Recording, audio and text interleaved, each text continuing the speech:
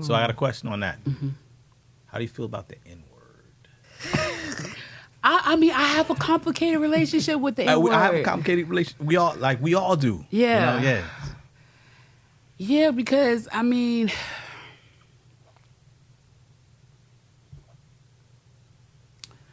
it's hard for me to hear that word and not hear the whips. Welcome to another episode of Nah, Not All Hood.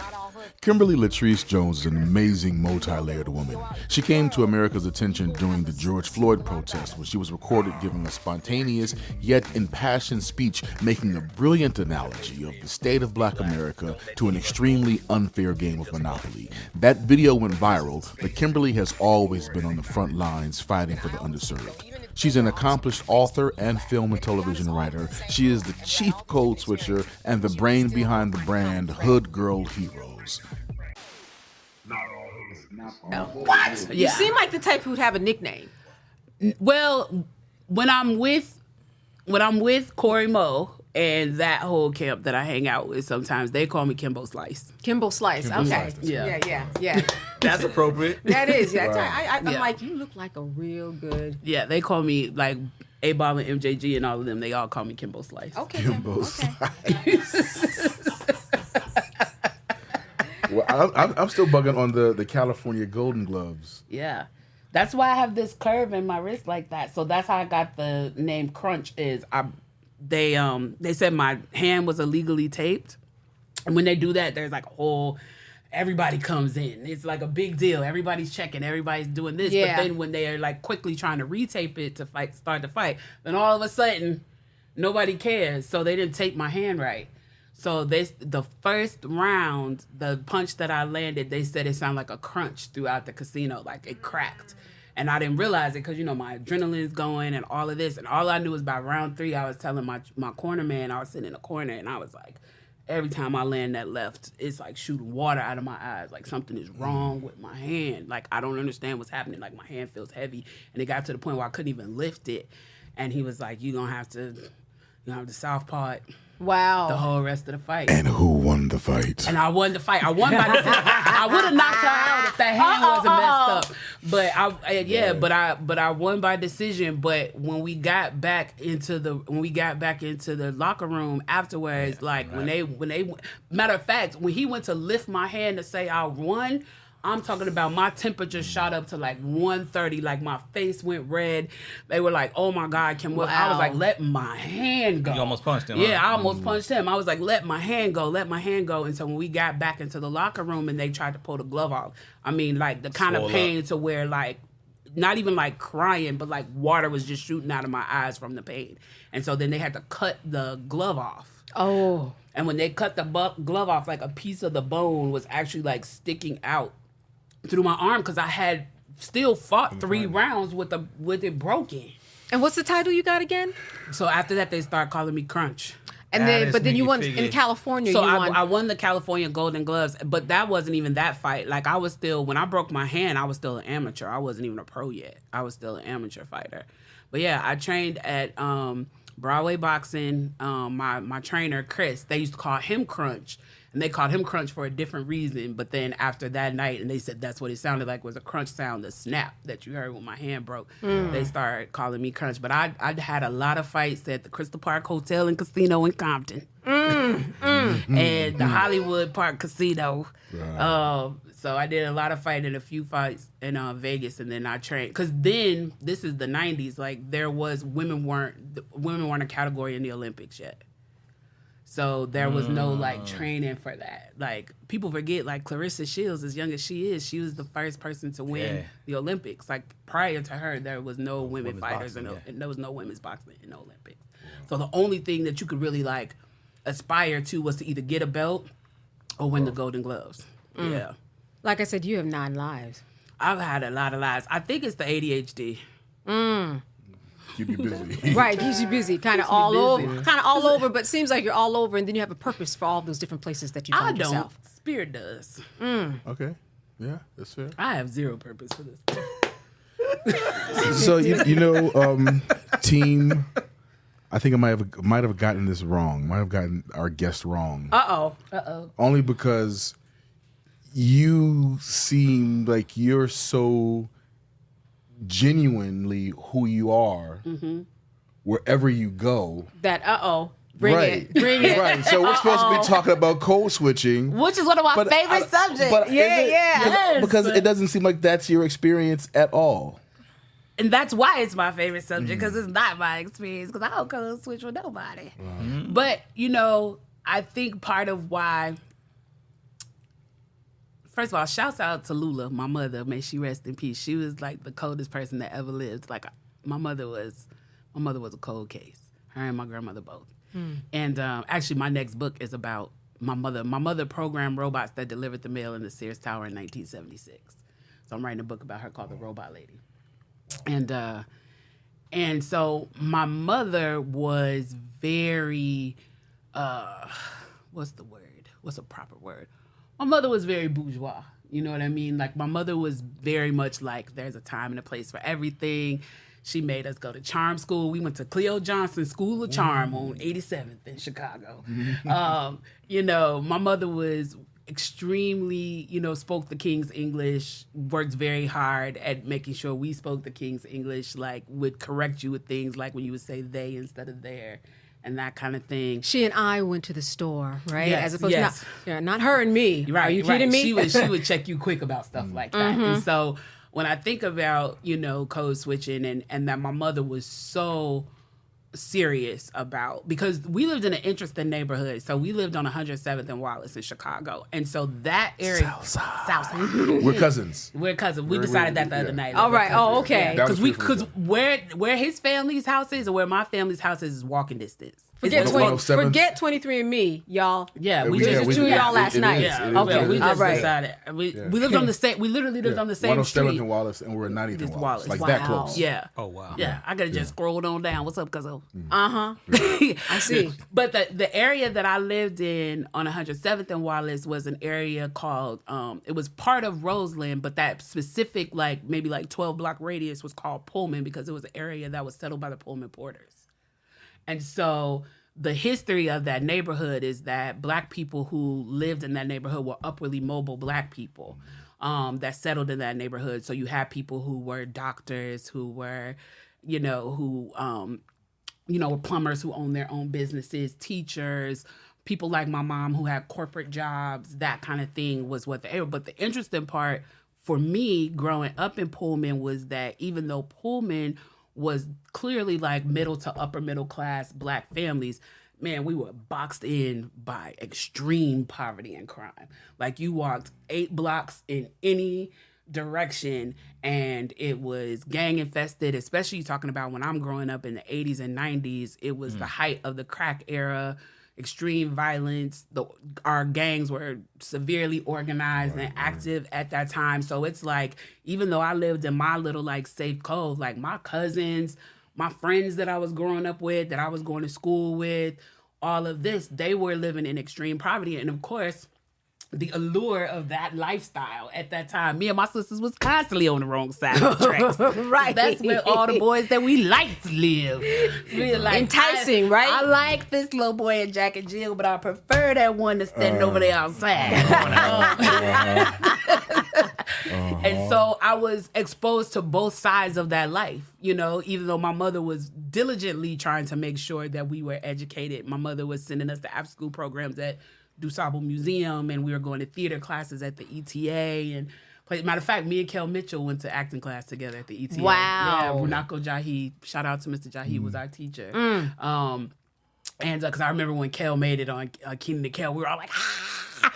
But that whole little cove, it was like a mix of people. When you think about the way we were growing up, we were exposed to both sides. Kanye, all of us, you know what I'm saying? In that same little area, getting exposed to both extreme art and extreme poverty simultaneously. And so I learned both sides of the language, the proper English that, the King's English that my mother wanted me to learn, but I also was extremely fascinated with the way the kids around me were changing the etymology of the American language daily. Yeah. And it's fascinating because they look like you. You know that you have some of the same experiences when you go out in the world, but then you get to a point where you're like, but we do speak differently. My mom was an English teacher, so that King's language was embedded in us too, and everybody was in education. So I would see that and understand exactly what you're talking about. And it was enticing. And guess what? Yeah. You find yourself, when you're going to parties and things of that nature, well, that's the group that you were with. You know, you couldn't just... Those are my people. You couldn't just stick with Jack and Jill for a good party. No. There's no way. No. And most of the people that I went to, like... Good party. Yeah, exactly. That was my point. No offense. Not for the good parties. And I'm not in Jack and Jill, it wasn't. But you know. Yeah, the people that I was like cotillion with weren't the people having the blue light basement parties. Right. Not the same crowd. No, but I promise you, I was You were putting on those party. white gloves and learning steps. Right. Right. Yeah. I mean, and the flavor is the flavor. Yeah, and I loathed that life. I loathed the like bourgeois life for a long time as a rebellious teenager. I remember the day before I got cotillion, I cut all my hair off just to spite it. Wow. Oh, that's gangster. I was like, cotillionless. What did your mom... Lord, I thought she was going to have a cardiac arrest. So when you say you cut it off, like... How short? Like Michelle and Degicello short. You cut it. And your mother did not have a cardiac. You know what? I was shocked to my core when she came. I came home and she went, I think she did this like just to get me, because I think she knew that I did it to get her. And she was like, No, "Well, girl, I've been on this earth a lot longer than you." She was like, "Looks good on you." I was like, She got you. She got you. Now that's gangster. That's like... Right. I was like, well, this is It's like... Yeah, 2 aces. well She was played, like, mama. full Well house. played. But like a lot of people, That's genius. maybe not on your own volition, but like a lot of people, you were going back and forth. But just in terms of when you were younger, because you lived with your parents. Yeah. Or lived with your Yeah, was with my parents, my dad. So I was raised by my stepfather, not my bio dad. But I only describe him as my stepfather to describe him to other people. He was my dad. Yeah. You know, he was my dad. Him and my mom got together when I was 4. So he was the only dad that I knew and had, and he was the love of my life. You know, my heart was broken when he transitioned. But my dad was a lot older than my mom. So my dad was like 20-something years older than my mom. So keep in mind, I'm Gen X. My mom's a boomer. My stepdad's silent generation. So my stepdad fought in World War II. Okay. Yeah. Right. So me and my sisters, so we were kind of like the Black Brady Bunch. So when they got married, my dad was a widow. My mom was divorced from our bio dad. My mom had 4 kids. My dad had 3 kids, and they just raised the 7 of us together. So like the girls, we got 4 brothers and then a dad from World War II. I mean, World War II ended in 1945, right? Yeah. Okay. I mean, that's really putting it into perspective. Yeah. Yeah. He wasn't born then. Like Right. Like my dad, my uncle, my dad's brother. It's funny. I just did a documentary with Morgan Freeman for History Channel about their unit. So my dad's brother was in the 761st Tank Battalion. Their commanding officer was Jackie Robinson. So he was in that unit, got court-martialed, got sent home, and then integrated baseball. He didn't get to see combat with them because he was Rosa Parks. Before Rosa Parks, he wouldn't give up his seat to a white boy on the bus that had a lesser rank than him. And they couldn't get his unit, the 761st, to sign off on his court-martial, so they transferred him to another unit that would sign off.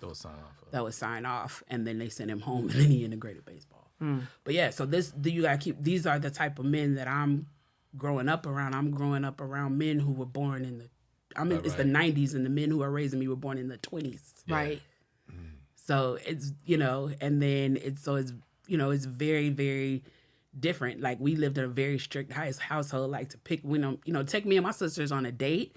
Like you had to come inside. Like that back in the day, 90s stuff where I'm gonna blow my horn and you're gonna come outside. Permission, the whole 9. Child would tell boys in advance, like, let me tell you something. You pull up that car in front of my house and blow your horn, we ain't going nowhere. Because I won't even be able to come. I won't even be allowed to come to the door if that happens, So it was, I lived this very interesting, old, worldly life because I was raised by like really, really old people. Not even just like my parents, but like all my aunts and uncles are like born in their 20s, 30s, and my mom's born in 46. Everybody's born in the 20s, 30s, and 40s. My grandmother, who's born, she was said 19 and 14. She was alive until I was 20. So she was something else. Wow. God, don't leave you with something else. But so even the men in my life, my uncles who own a cab stand on the west side of Chicago and all of this, all the men around me are very old school. I mean, that's old school. She said cab stand. Yeah. I mean, yeah.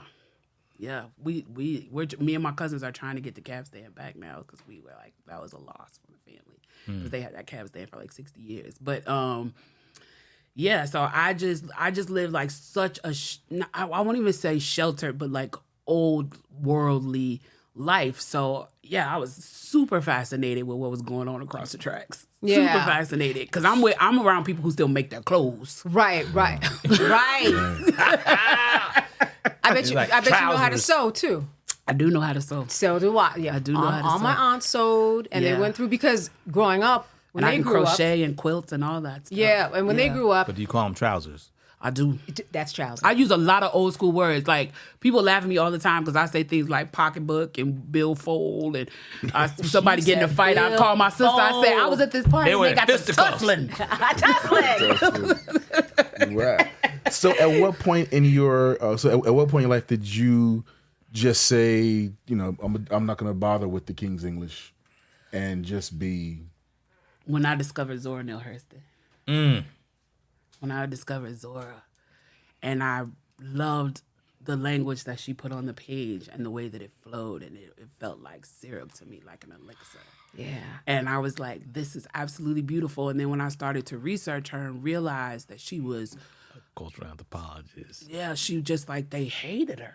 Yeah. Like she was really emotionally abused for the way that she wrote. And it just hurt my heart to know that she like died penniless and thinking that she was unsuccessful and was in an unmarked grave until other authors went and bought her headstone and all of this. And I was like, why? And some of our favorites, some of the ones that we love from the Harlem Renaissance, they really were mean to her. Zora, she's down in Florida, right? Mm-hmm. Yeah. Yeah. So I think it was like either Toni Morrison or Alice Walker, one of them paid to get her a headstone. Yeah. But yeah, like she was really brutalized for the language that she used. And for me, when I grew up and I would hear girls in my neighborhood create language, and then I would hear it on MTV 5 years later, late, right? Before we had the internet, by the time it became mainstream, it would be something we weren't even saying anymore. Right. You know what I mean? And I would hear it late. And I watched how, as these like magnificent hood peacocks was creating this language, we told them that it was remedial, and then it became cultural, and then it became bankable, and that bothered me. And then became pop. Yeah, then it becomes pop. Yeah. And it's like, but even like now when you think about like nail art, how now this is part of pop culture, but when girls were wearing it, it was ghetto, it was trash, it was this, it was that. And it was just like everything that we create at the onset of our creation is demonized, and then it becomes popularized, and then it becomes monetized, but not by us. And I just didn't like that. I didn't like that. And, now we find ourselves still in a situation. I mean, it happened more in the 80s. I was looking at your hair earlier, and I said, what are we're growing out those sister locks. They say that with a black woman and their hair, you could just tell the story, right? Yeah, So there's always a big story behind There it. it is. So if I saw you in high school before the cotillion, I'd have known there was a story. Like there was some havoc and chaos going on in your house. For sure. Yeah, but so I look at your hair now, I said, oh, she's growing out her sister locks. Now, some people may not even understand that language who are not like us. Like we understand that process. Yeah. But that is something that I know black women and black men, deal with all the time. How do I negotiate my hair? Because I know that it's something that people will fear because they do not know it. And that happened to me a lot, but I'm not sure if that happened to you, and I'm trying to figure it out along your journey. Yeah, I listen, I am a stark follower of certain people who influence me, especially on my social justice journey. And of course, growing up in Chicago, Fred Hampton is, D. Fred Hampton. And I always love how the Panthers were very specific about everything that they did down to the fashions. Yes. They wore certain clothes as rebellion. They wore their hair as a form of rebellion. They had an in-house artist who made, was like what we would call a graphic designer now. They had in-house writers. You're starting the food program that now the school system has mimicked, like just how specific they were about everything. And I'm like, everything that we, especially us, unfortunately, in this country, like everything about us is a statement. Yeah. And so I always think about, like, instead of being burdened by that, I'd rather use it as a tool. Mm-hmm. Like, okay, I could see this as a burden, that everything that I say, that I do, that I wear, how I wear my hair, what I, what kind of car I choose to drive, like all of that can potentially be weaponized against me. It's like, it's just chess, not checkers. So how do I want to play it? That's how I take back my power. It's like, I won't wait for you to make determinations for me. I will use these tools as I move against you. Mm-hmm. Mm-hmm. And you also seem to, a lot of times code switching is about, getting a job, Mm-hmm. And because we're in the culture that it's about creating workers and not creating entrepreneurs. Mm-hmm. So the code switching, as you're going through these, the system, if you will, mm-hmm. As you're going through that system, and there's code switching you have to do to move through that system, you seem to, when you're not worried about what that traditional system is, mm-hmm. and you're living for yourself and finding alternate ways of being, mm-hmm. it also gives you a certain autonomy, mm-hmm. right? So you don't have to code switch because your path is not aligned what the path is of what we're all conditioned. Yeah, like going to school, and this is you go to a good school.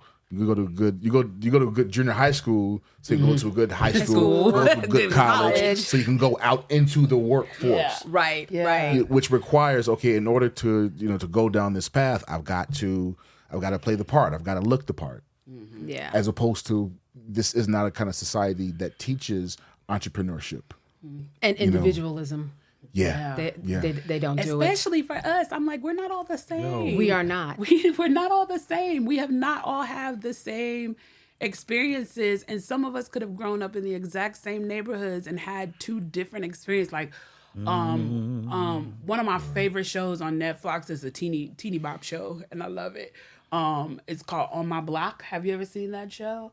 I've watched a little bit of it. Yeah, it's On My Block, and it's set young kids. It's some young high school kids. Yeah. Set in the middle of the hood in Los Angeles. Mm-hmm. But there's still on? It's ended now. Okay, But I used to watch the first two seasons. Yeah, I remember that. And it's like four hood kids who are all nerds. Yeah. And it's like, because guess what? It's nerds in the hood. It's a dude right now in the middle of Compton, in the middle of the south side of Chicago, somewhere in the Bronx, that has Dungeons and Dragons set up at his desk. Right.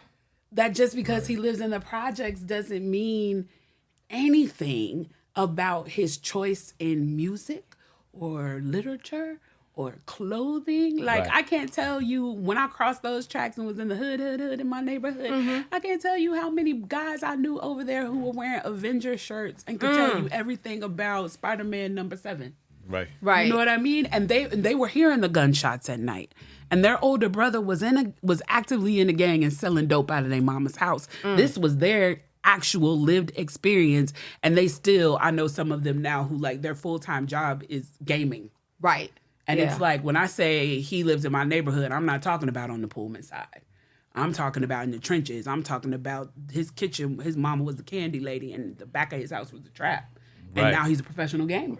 I think we see all of those differences, but if you're not in the community or you don't put yourself in a position where you experience all different type of people of color, you just don't see it. So that when you go into white spaces, they just don't have a clue, and they're wondering what's going on. I remember a coworker of mine, I won't say at which job, but they tried to kind of make an entree with me with different things. So they got me, a book of sayings by Maya Angelou, and then they got me things and were trying to enter into my world that were Black. I mean, I mean, Right. I could have talked to them about anything. You know what I mean? Yeah. It didn't have to be black. Yeah. But that was all that they knew. And so one day when this person asked me, hey, you know what? Flavor Flav. And then I You're said, like, yeah. wowza. Yeah, I said, yeah. And they said, well, I saw something about him on TV. And I was, now, I knew that they were trying to connect with me. And I just act like I didn't know who Flavor Flav was. Genius. Now, then I thought about the responsibility that we often have when that happens. And I thought, oh, this person was trying to connect with me. It just was a week where so much of that was going on that I was tired. I was tired. That's not always our job. duty, our job. We do Yeah. get tired. You know what I mean? Yeah. That's how I like to explain. Yeah, you get tired. But it did occur to me, well, if I'm the only person who can explain, I But had you're to not. change. She can Well, find some other black people to talk to. Well, no, this They got person. the same Google you got. They do, Exactly. but they asked me for a question. They asked me a question, and I appreciated that. If I'm not going to be able to change the group of people marching in Virginia saying Jews will not replace us, maybe I could change my racist neighbor. Yeah. My liberal. Who's minimal contact with black people Is you. Whose contact with the black people Like is that's minimal. it. So I don't mind open my door, but that day I did not know who Flavor Flav was. I gotta say. And I think that's the thing that we're learning that we didn't maybe before we started having conversations about our own mental health. Yeah. Right. Is that we're learning is that if I decide today I want to help you with that, cool. If I decide today is the day that I don't feel like it, that's cool too. My choice. It's my choice. Yeah. The intensive labor to educate you about the systems your ancestors built is not always my obligation. Thank you. And it's tiring. It's tiring, and maybe some days I don't feel like it. It's funny, me and my good friend Yanajaha, after the massive amount of expectation on us in 2020 and 2021 to educate the world, to go on 800 shows and educate the world about blackness and reparations and all the things and all the subject. And, towards the end, people started thinking about once we come inside from being on the streets, then it's going to be time to organize, and people need to start nonprofits, and people need to start running for office, and people need to start doing all of those things.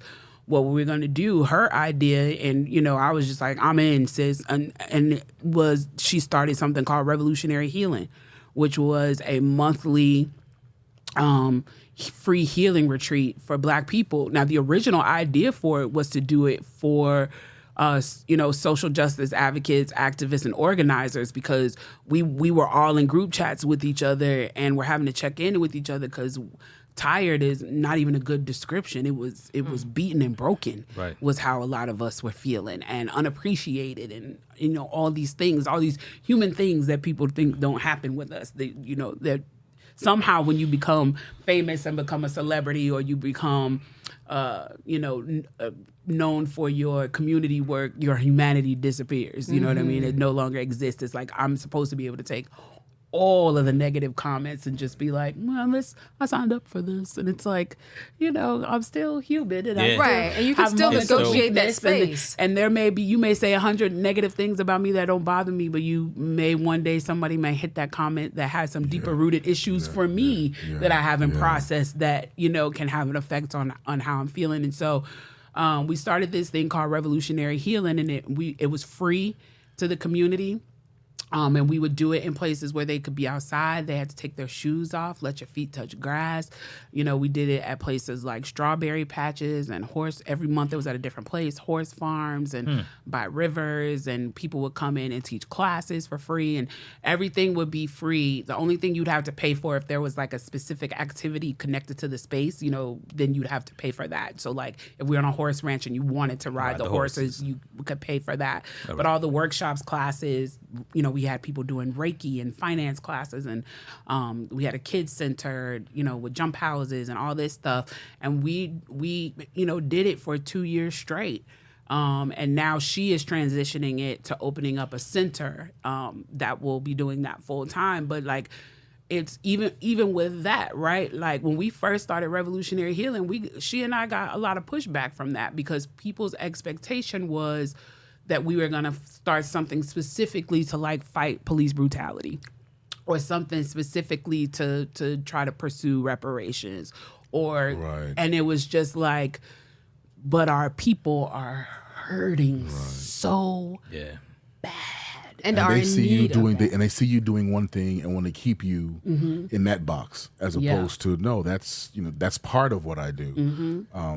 And I think that's an issue that that I feel like we all have, like like in terms of being known for one thing, and it's like no, that's that's important for this, but there's a whole string of other interests and other needs and other issues that I need to address. Yeah, and there are 40-something million people right now. The 47.9 million black people.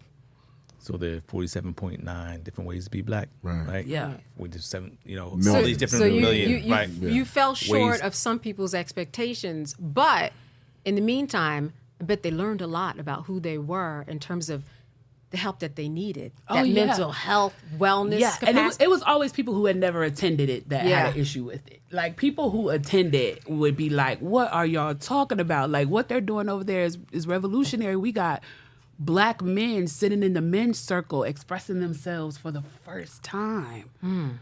Like, without any, no women in that circle for the brothers who taught those classes, just a place where brothers could like sit and cry and talk to each other and just like lay out. And I remember. Frolic. And frolic. You want to frolic. Yes, and frolic. And there was plenty of frolicking. You want to frolic. Whole lot of frolicking going on. Yeah. And it's like, and to get back to what we were saying about code switching, it's like, even that's why I like, one of the things that I pride myself on is not being in judgment of my people, because I know that the culture we've created here in America is exceptionally new, and we are still just trying to figure it out. Right. In the grand scheme of things, a couple hundred years is very small for a culture. That's a very short period of time for a culture to develop. And so we had our culture stripped from us, and so we have been developing this culture that we have on the stage, which nobody else had to do, right? Like, so if you think about the culture of any other nation, that culture was developed amongst each other in private, a closed practice. Nobody was watching it. Nobody was influencing it. Nobody was engaging with it. It was just we are developing this culture for the land that we're in. No one was stealing it and co-opting it. Nobody was co-opting it and stealing it and monetizing it and abusing us in the process and speaking to us about, commenting on the way we speak and making it seem like it was remedial instead of cultural. Right. Because like even now, AAE, AAVE, it's become academic now. Yeah. Right? Yeah. Ebonics. So goes within the halls of academia, and they're profiting from it. Yeah, everybody from does. Our code switching, right, and our ability to maneuver in different cultures and worlds. And that's why I don't have an issue with people who do code switch, right? Yeah. And here's why: because unfortunately, a lot of our culture is about shielding ourselves and finding and creating a safe space for ourselves in very unsafe spaces. Surviving. So, if a sister, relaxes and speaks in her girlfriend tone when she's with her friends, and then when she walks into that office for her own protection and for her own safety, feels like she needs to code switch, it is very easy to say, well, we all have to change it if we want it to be changed. But it's just like, at this stage in my life, I'm so much more invested in protecting our hearts than our heads. Yeah. So I got a question on that. How do you feel about the N-word? I got a complicated relationship with the N-word. I had a super complicated relationship with the N-word. Well, around here, the oftentimes the replacement word is comrade.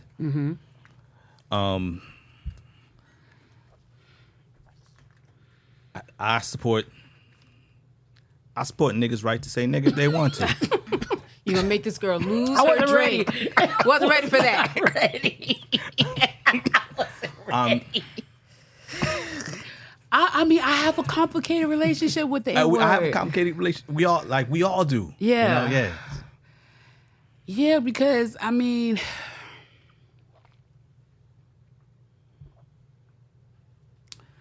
it's hard for me to hear that word and not hear the whips. Right. But it's also hard for me to hear that word and not hear the rhythm. And so I understand why it has a rhythm for some and a whip for others. For me, personally, there's no way to keep it private. And so that's why I'm not so comfortable using it publicly. Mm-hmm. Because I understand...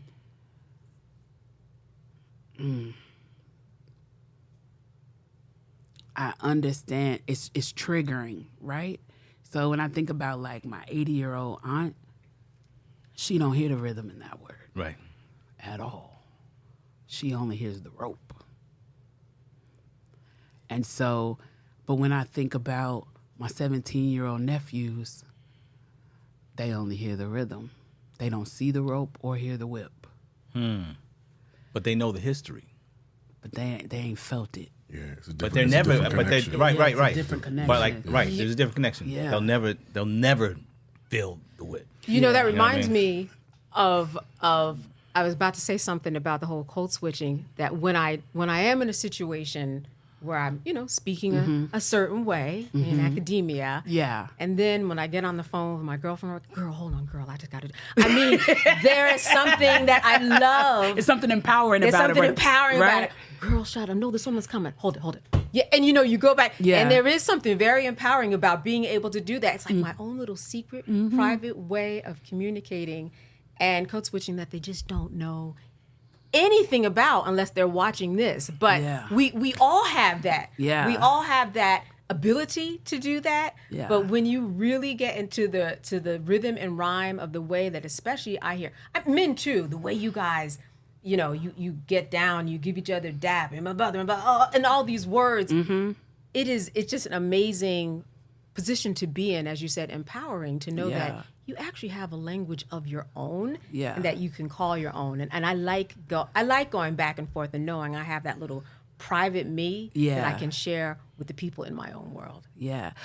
My only issue with they gonna be like, this is the old auntie coming.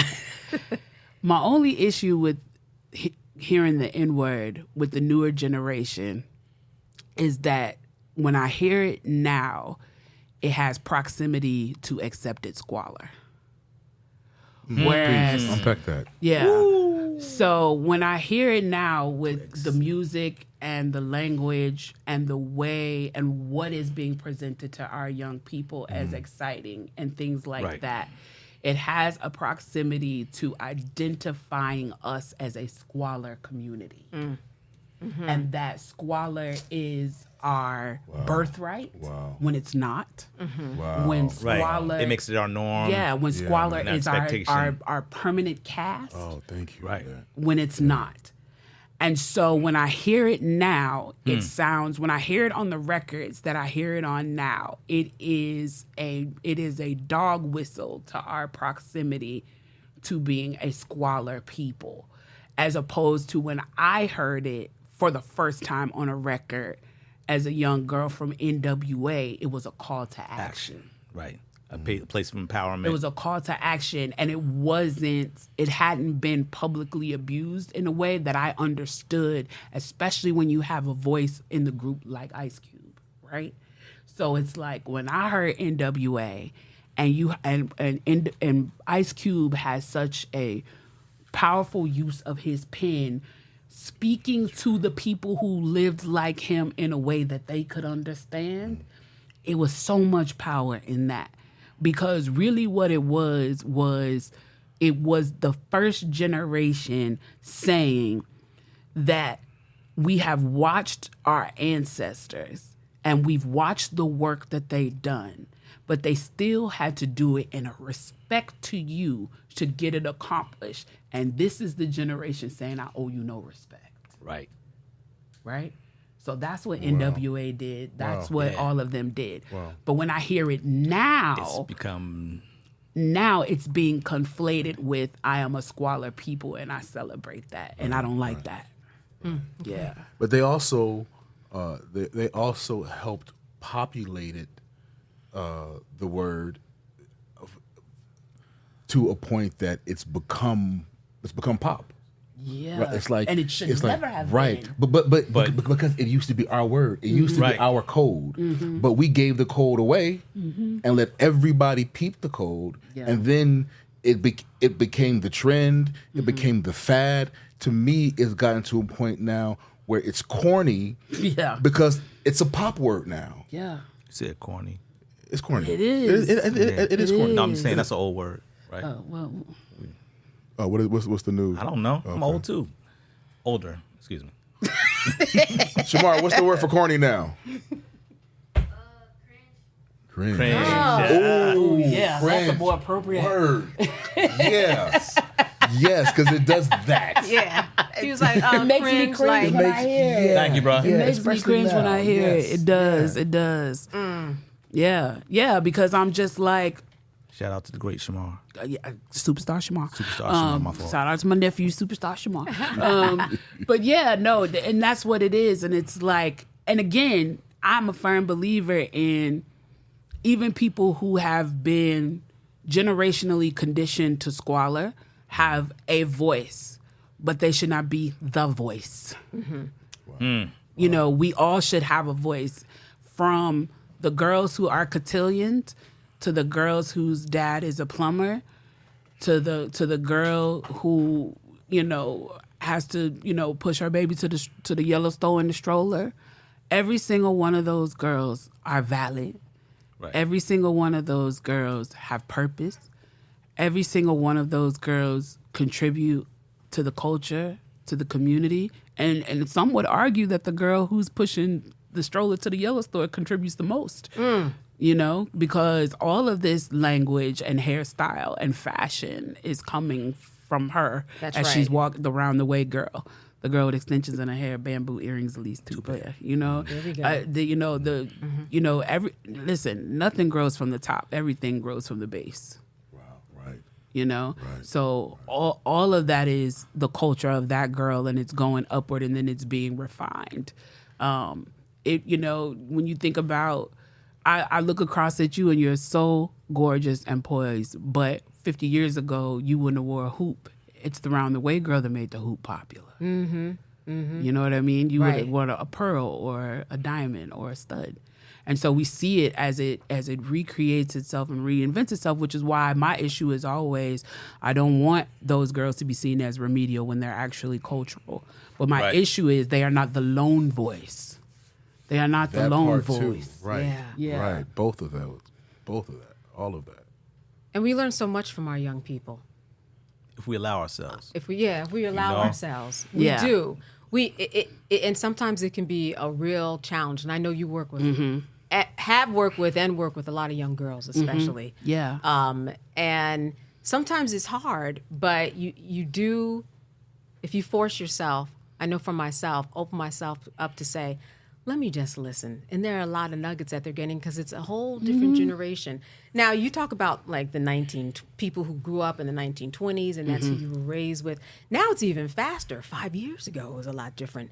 Oh, And 5 yeah. years before that. Yeah. It seems like time has compressed itself in the age of social media in order to deal with some of the issues and some of the things that young people are bringing to the table now.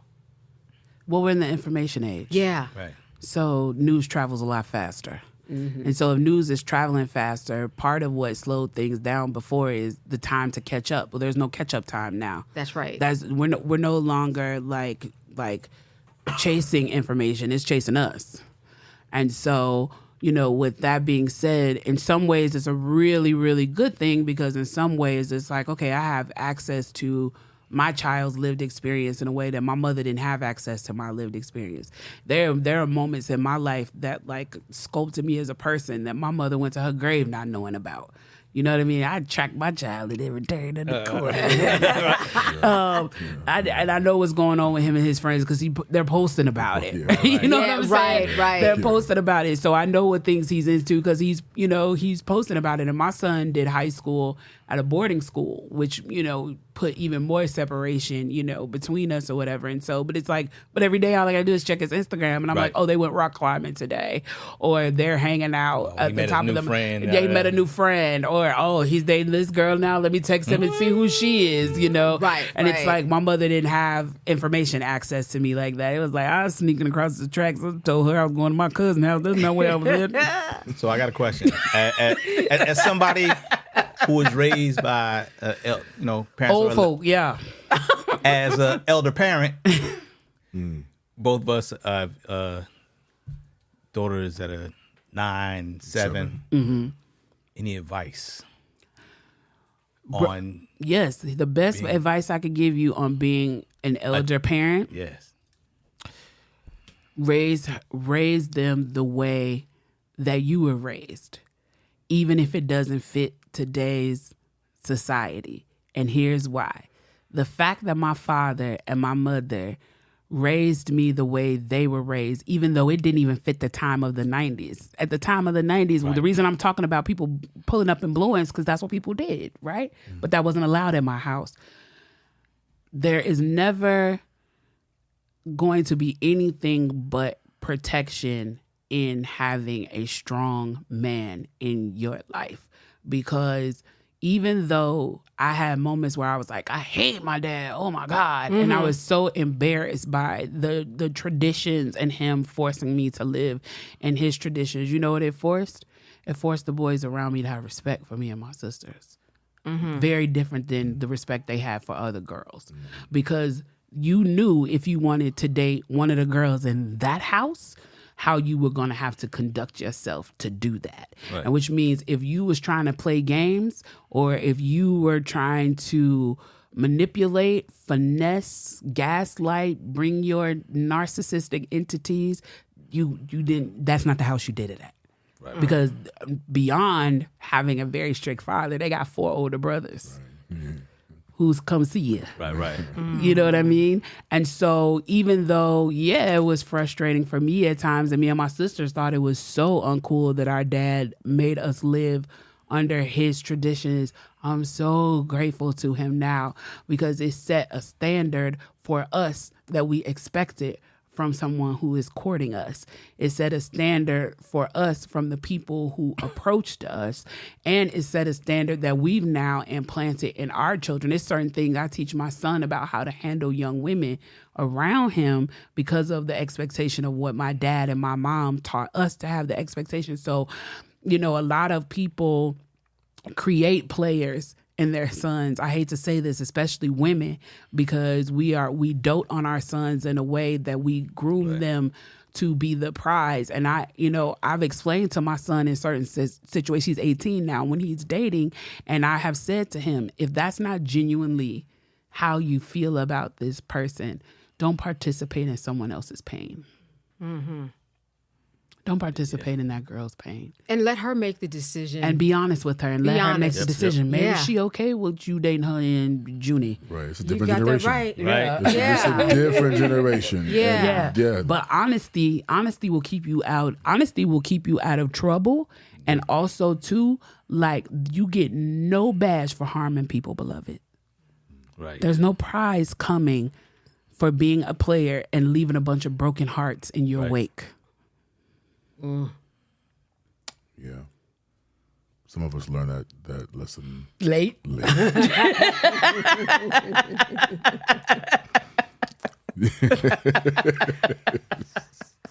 I'm thinking about what you said earlier with your mom and all the things that she didn't know about, but what she was trying to teach you. Mm-hmm. Doesn't that come in handy though? I mean, if you think, it's amazing how it does come in handy. You might the white gloves and that the fork goes in a certain way, and now I'm sure you find yourself in situations where I'm super comfortable. Yeah. And I'm not even sure if I would call it code switching necessarily. And then you know what? That's just who we are at this point, because they've instilled in us different values and virtues that are just now a part of our option to use. Yeah, I'm not sure if that it's makes part of your tool belt. It's part of our tool belt. I'm not sure if it's code switching anymore. That our parents taught us how to speak English, the King's English, and other, the other ways that we talk inside of our house at Thanksgiving. Yeah. As survival What's tools. the writer Jacqueline Woodson? She calls it the kitchen table talk. That's a kitchen table talk. She calls it the Exactly. kitchen Having table all talk. that it's handy. So that's the thing I was wanting to get at earlier in the and I may have phrased it the wrong way when I asked the question, or made the assumption that choosing not to code switch or choosing not to code switch and choosing not to use the King's English is that suppressing or is that also not being true to your full self? Like if both of those are very much a part of you, and then you go, okay, well, I'm not gonna worry about that. Deal with that. I think that I still use it, especially as a writer. Right, I use it a lot on the page because I try to write a diverse group of characters on the page. I try to, even like in my book, I'm Not Dying With You Tonight, like I wanted to write a hood girl hero. So Lena is a hood girl hero, but I made her mentor be Miss LaRue, who owns a boutique, who lived for several years in Paris. And so she spends her after schools going to, so you see that part of me in Miss LaRue. And you had to have that handy in order to write those two characters. Exactly. But do you miss just being out with your peoples and talking out? No, because I feel like the way that I speak is a mix of the both. I feel I feel like the way that I speak is a combination of understanding. Like, for example, like I love using slang, right? But I also, whether I want to or not, I'm not gonna say force it. I'm the way I structure language is still what my mother taught me. I just infuse it with the latest lingo.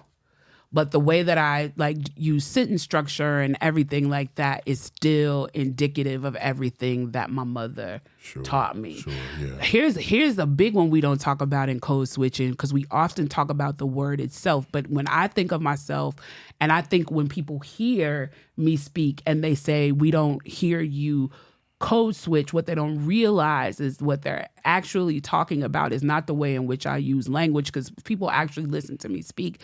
I definitely use, the King's language in terms of sentence structure. What they're hearing is I don't change my tone. It's tonality, right? Right. And so part of code switching that we don't talk about is switching from talking like this to, oh my God. You're right. You're so correct. You're so, I absolutely love what you've done with your house. It's the tonality that we also associate with the code switching. So people don't hear me do that. And there is definitely a depth in Black women's voices and things like that we lighten and soften to be more appealing. And that's the part that I don't do. So that's what people are actually hearing is that I don't switch tone. Yeah. Yeah. That does make sense. Mm-hmm. Yeah. I think, I'm thinking so much. I'm like, I see you trying to read. It's layered. You know what I mean? You know what I'm thinking about? I'm Yeah. thinking about those people who, and this only happens every once in a while, where you meet a person and you say, oh my God, I thought you were white. Because you can normally tell over a phone. Yeah. You know what? But I mean, there have been a couple times, and I'm not talking about they had a British accent, because that's more readily hidden. Right. But it always catches me off guard. I mean, I'm like, I would know when someone is Black, even over the phone, even if it's not even the name, and even speaking the King's language, we will know when Citibank on the other end. Yeah, it's the I tone. know Josh is Black. Yeah. I know Josh is Black. Yeah. Yeah, but every now and then somebody slips through. Yeah. It's mostly when I'm watching the news, and having a news background. That's something that is very embedded in that particular culture. That you can't have an accent. I mean, you're not going to go to New York City and WCBS. And someone's it's supposed to be very Midwestern and flat. It's Midwestern and flat. I mean, if you have a Southern accent, they're not going to say, what's coming up in New York City now is, you're not going to hear that on CBS New York. We have to get rid of all of that in terms of what is taught. And so that's where I see code switching a whole lot in that world, being in the news. And the truth is that these days, I remember speaking to someone recently, and she said, I'm not I don't think I'm going to go to the NABJ conference. That's the National Association of Black Journalists Conference. I said, why? I thought you were looking for a job. And she said, yeah. She says, but you know what? We all look alike. We all have straight hair. We all have the same clothes. We all have gotten them off the same websites. She said, and we all look alike. So it's really not that different. So I'm getting a little more of, but you look a little different. Because even when I was working years ago and had my hair, maybe about 2 months after when you cut your hair, like that little growth, I would be on the news like that. And I would be on Court TV. And I would do things and it would throw people for a loop. This would be back in the 90s. So I've always been a little bit of an aberration. And don't get me wrong, I've had my hair straight too. And had I relaxed my hair in college when I got the chance and my hair grew down to the middle of my back, I probably would have still been relaxed. But it didn't work out. Yeah. But it didn't work out. So, but that being said, in certain... Didn't you do that one time? It's No, certain... that wasn't me. That was who? That was who? Malcolm, you gotta relax. Did he have to relax? No. He got all serious. He was like, no. He got an S curve. It's the man's look. All I'm saying is the media plays a big role in a lot of those cultural assignments that we think we should have in order to survive. And within the news world especially, it is very intentional. Yeah. Very intentional. Did you find that in the acting world, like going through auditions and stuff like that there was like this expectation of giving this kind of like, especially when you were young and like first starting out, giving like almost like this Disney impression, I guess, or something like that? Yeah, for the most part. Like there were, but it was tricky though because, when you look at like say Hollywood Shuffle and everything that movie was about, and all the things it addressed, there was still very much that. So I would get offers for, Thug number 4. Let's get it. That's right. For the stereotypical, so there was like Spike Lee would never cast me in anything. And every time my mom would see Spike Lee, she's like, Spike, how come you never put Malcolm in your movies? Spike was like, he's too clean. Like that was just, But you're an actor. Yeah, but he wasn't. He was, he like so many people were locked into seeing me do one thing and thinking that that's all that I could do. Can I remind you of a story you told us about your beard on the Cosby Show, which I thought was really interesting and how they wanted to handle it? Right. Okay. I think it was about 15, and I started a mustache. And before we would tape the show in front of a live audience, they would introduce us, and we'd come out, and it'd also be kind of like a camera check, so they can just hair and makeup check, wardrobe check. So we'd come out, and one night I came out, and after I got introduced and waved to the audience and left, the director called for someone to take me upstairs to shave because I was getting too much hair on my lip.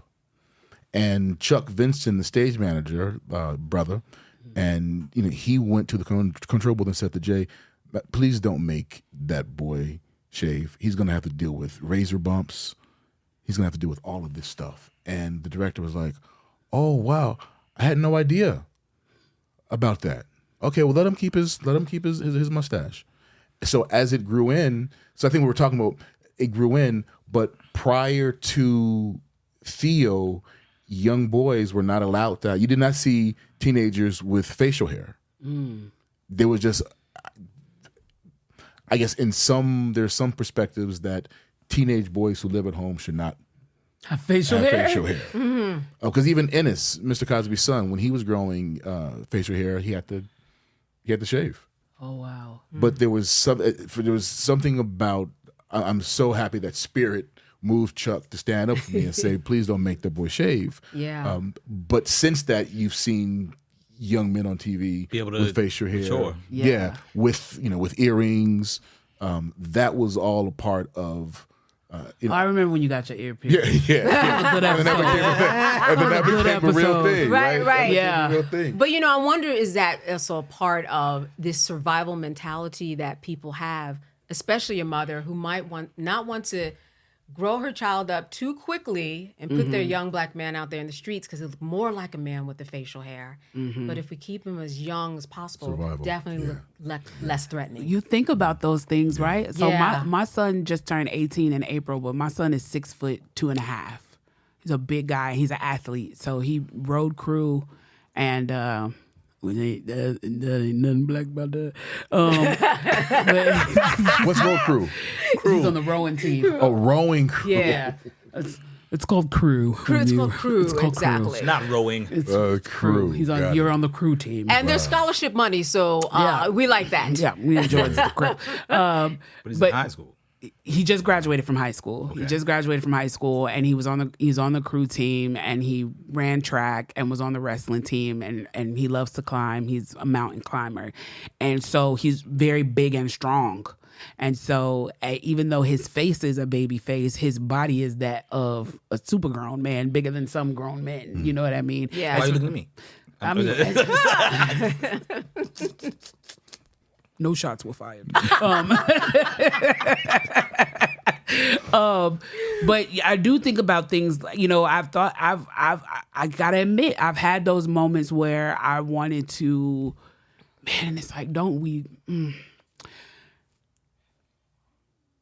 In trying to protect them, we age them a little bit. Yeah. So it's like there's moments when my son has been going out at night at like 9 or 10 o'clock at night, which is at 18 is totally fine. But he's got on a hoodie and I'm on the edge of my seat about whether or not I tell him to take it off. Because it's like to continuously have to have these conversations with this child who just wants to go out with his friends, and he has a culturally diverse group of friends, and I know his friends who are white, their mama is not sitting at home having this conversation with them. And so I think about this additional adult conversation I have to have with him, and also how I have to just stop him from being in his natural state. He just want to put a hoodie on and go outside. It's a piece of clothing. It's a piece right? of clothing. Yeah. Like, what's the big deal? But it's like, but It's mommy life or is death. having a panic attack as you head towards the door. And so it's like, a lot of times I'll defer to his dad about those things, and I'll like call his dad and be like, Drake is about to go outside and he's got this hoodie on. Like, Andre, should I say something to him or not say something to him? And he'll be like, tell him to FaceTime me, let me talk to him, Kim. And, but even I would rather be calling his dad to say Drake got his heart broken. Can you talk to him about that? Yeah. Then, this may be a safety concern for our son. I think you need to have a conversation with him. And you talk about the size of him, and that's something that black mothers and fathers Because he's an intimidating size. Have always had to go through, because even during slavery times, let them be big. You're not going to see them a lot. They're going to be moved up a different way because they can do more and they can lift more and they can, they're the chattel that somebody else wants. So all those protective modes that you're talking about now, those are things that we've had to deal with for survival skills. And it's still, and all this stuff is still in our DNA and it's been passed down as culture. Right. I tell people all the time, it's like almost every black person will tell you the conversation that their mother has standing outside a store saying, now, when we go in this store, don't you ask for nothing, don't you touch for nothing, you ain't getting nothing. But it's like, but do we know that comes from the Jim Crow South, where if your mother broke something in a store that your grandmother couldn't pay for, your grandfather could have been hanging for it that night. Mm-hmm. So with me as a mother, I don't have the luxury in Jim Crow to be soft with you, to give you the room to make a mistake. Because the end result is not someone being annoyed with us. The end result is your father hanging from a tree. Yeah. That's heavy. And we still carry that. Yeah. So because it's still because it's a different scenario, but it still applies. It does. Like, a black kid has a diverse group of friends, but if some shit goes down, he's likely to be the one pointed out as the culprit. Yeah. Right. Yeah. So and even if they all go through the system at the end of the day, dad might have a relationship with the DA that your dad does not have. Yeah. And so they will get out before before you. That's right. Yeah. So then we think that it's cultural, right? So we think our mamas told us don't touch nothing because it was store etiquette when it was actually rooted in trauma. That's right. Yeah. Yeah, trauma, but still survival. Yeah. Like it's not unfounded, right? It's still a part of, whatever progress we've made. Those markers still exist. Yeah, we still got young men being arrested and killed in Starbucks and restaurants. Yeah, right. Yeah. Right. So it's not, I'm just being wild and crazy. Right, it's right. like, no, I just watched the news the other day and some kid got killed by the police in a restaurant. Or I just watched the news the other day and some kid got arrested in Starbucks for waiting for a friend. Right. So what's interesting, so if we look at, I think hip hop is an interesting place where, it has the appearance that these kids don't have to code switch. Like there's that rebellious, as you're saying about NWA, okay, we're the generation we're going to be authentically ourselves, and in some ways, I've got to quote authentically ourselves because NWA wasn't the NWA that we thought they were. were. You know what I'm saying? No, right?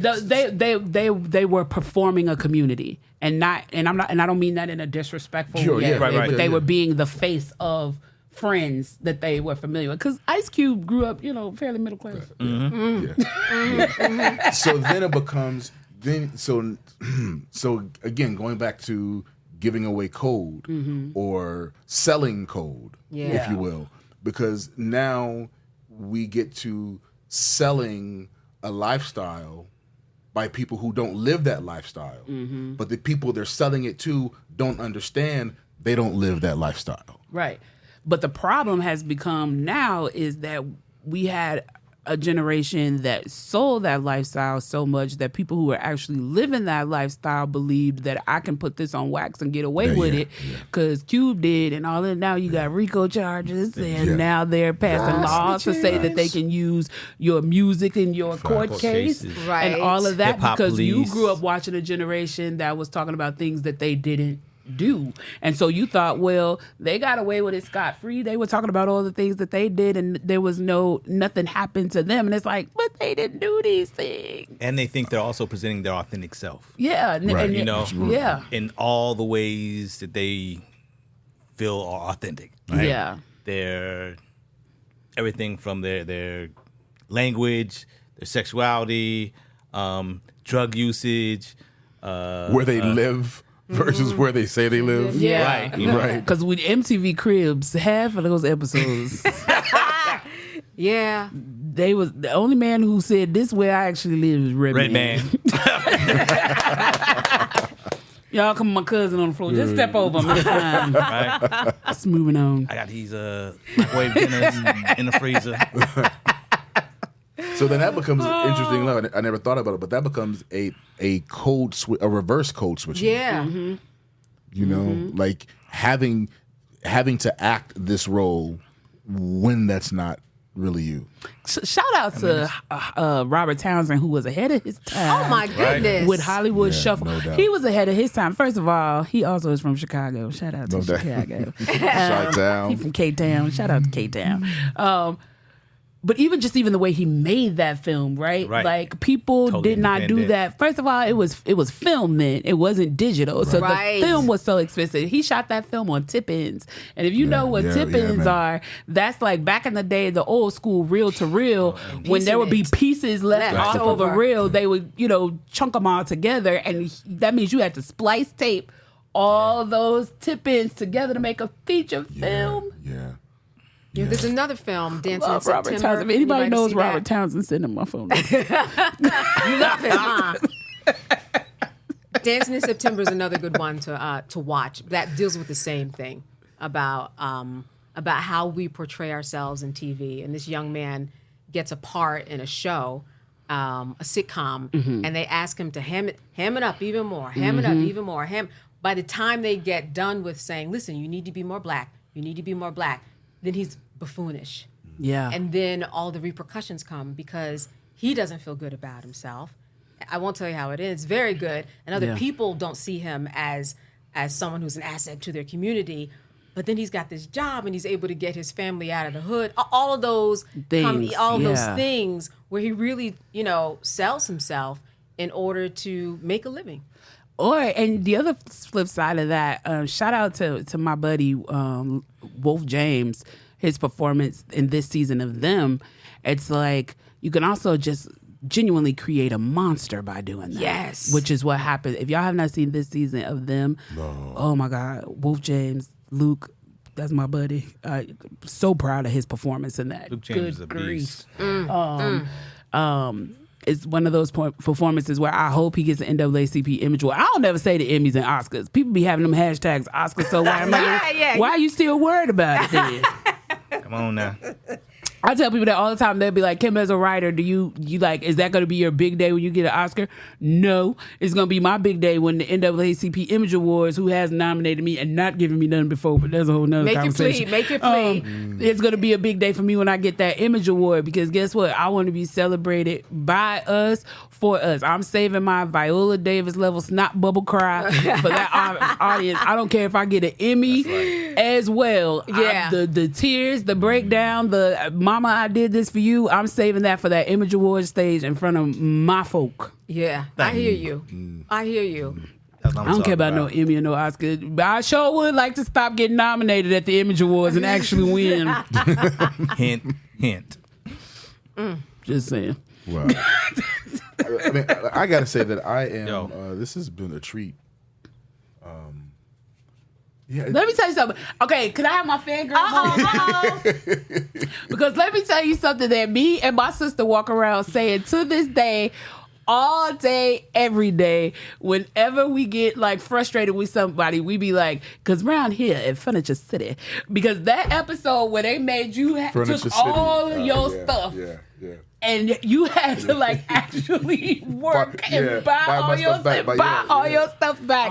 That is one of my favorite episodes of television of all time, because that is something my mother would have done. And we just kept watching that episode, me and my siblings being like, Lula would have did that. See Lula right now, some glasses talking about Furniture City.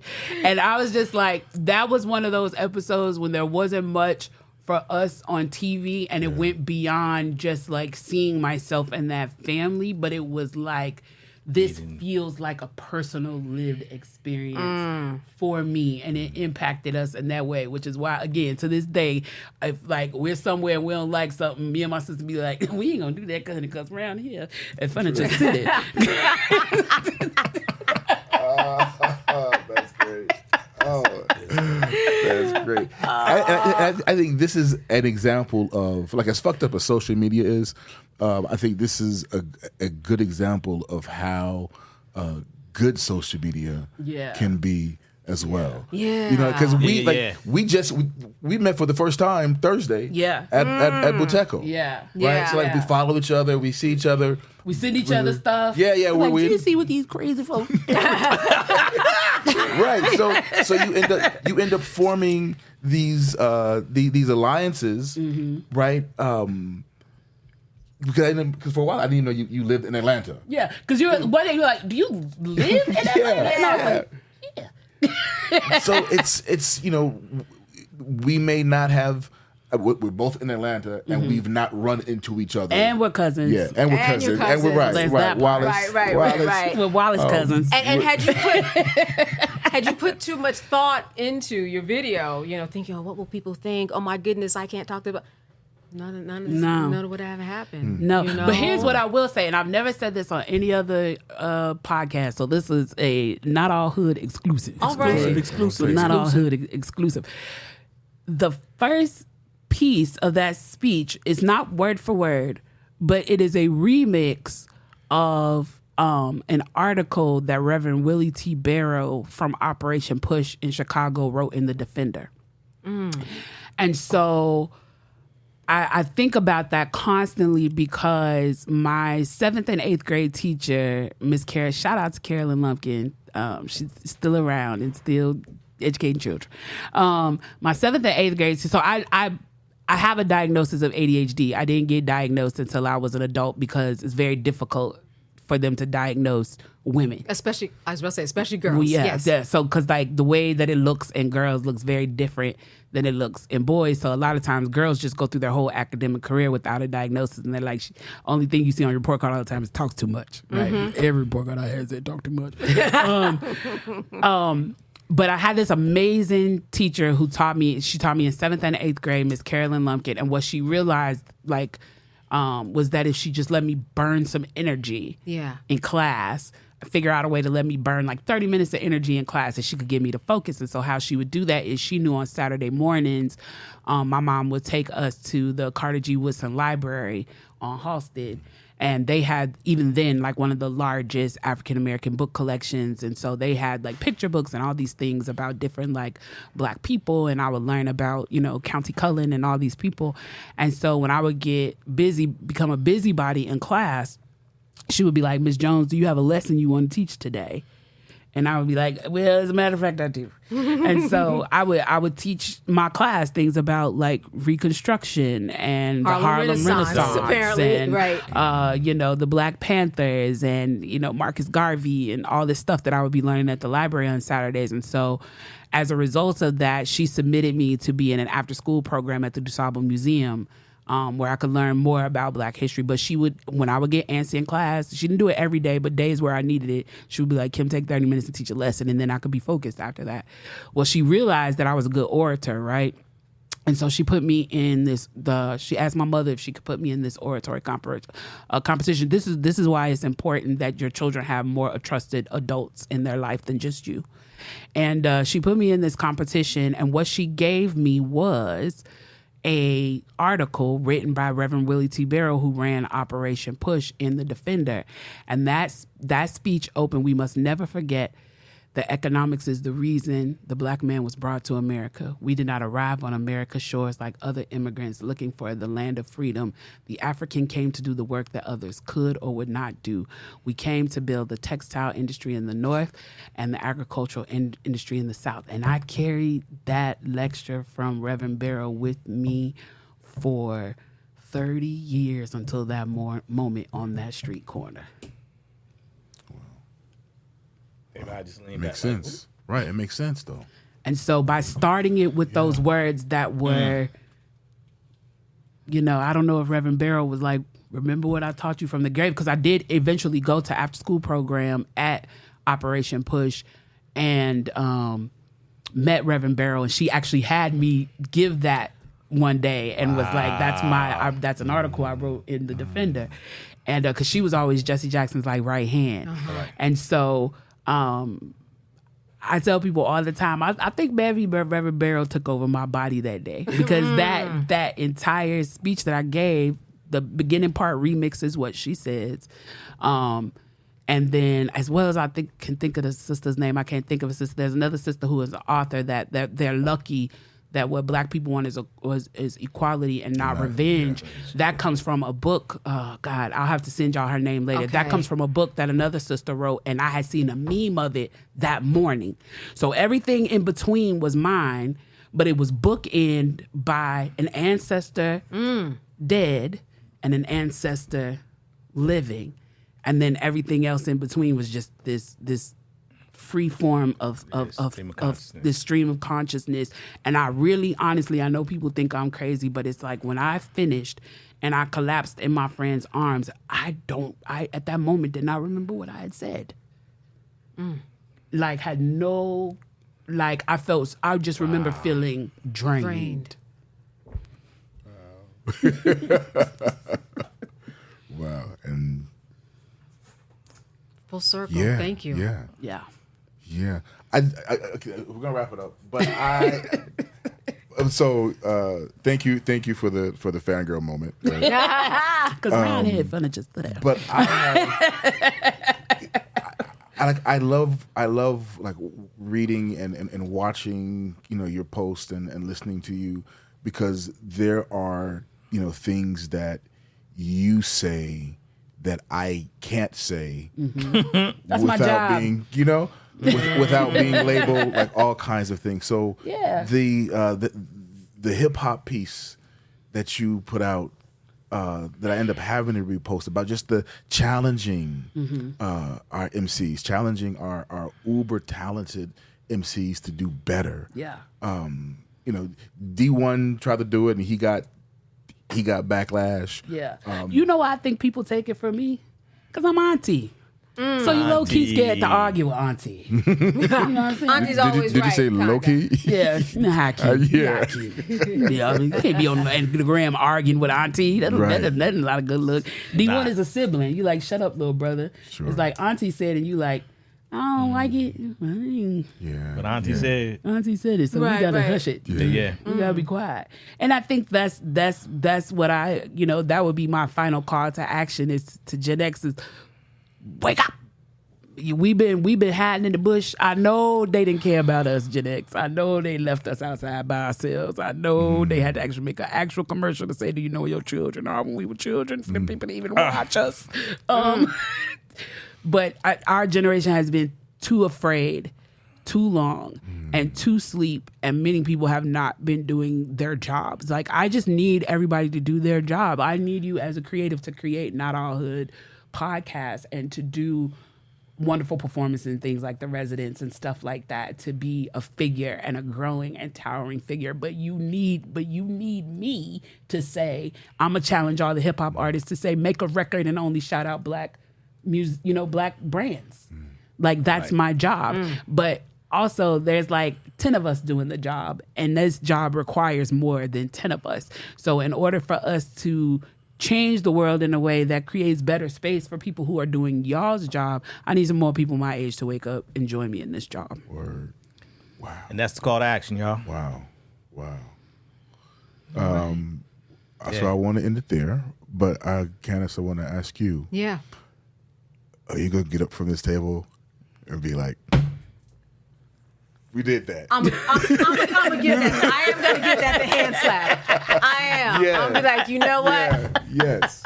Everybody, some people speak, and it's inevitable that you get something, and you are one of those people. Thank you. Thank you. Thank you. I appreciate Thank you. that. You're gonna get the hand slap. You're gonna get the hand slap. That was good. Yeah. That was good. I appreciate y'all. Yeah. That was good.